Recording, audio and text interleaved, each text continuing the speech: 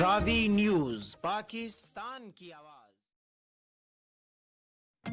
بسم اللہ الرحمن الرحیم۔ السلام علیکم ناظرین، راوی نیوز ایچ ڈی کے ساتھ میں ہوں محمد رضوان عاجز۔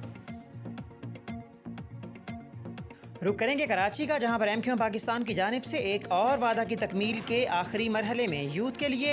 ابراہیم فٹ بال گراؤنڈ اسلامیہ گراؤنڈ کی بحالی کے لیے ایم کیو ایم پاکستان کے حق پرست رکن قومی اسمبلی حلقہ 240 ڈپٹی اقبال محمد علی بھائی کے فنڈ سے فٹ بال گراؤنڈ میں پانی کا ٹینک، لائٹنگ گراس، بلاکس اور دیگر سہولیات فراہم کرنے کے لیے ترقیاتی کام مکمل ہو جائے گا، جس کے بعد جلد ہی عوام کے لیے کھول دیا جائے گا۔ فٹ بال گراؤنڈ کے وزٹ کے لیے ممبر قومی اسمبلی ڈپٹی اقبال محمد علی بھائی، کورنگی ٹاؤن جوائنٹ آرگنائزر و بلدیاتی کمیٹی انچارج وسیم عباس بھائی، سابقہ you C 25 chairman Waseem Uddin میوس، U C 25 committee organizer Asif, U C 26 organizer Shakeel اور کمیٹی ممبران اور معززین علاقہ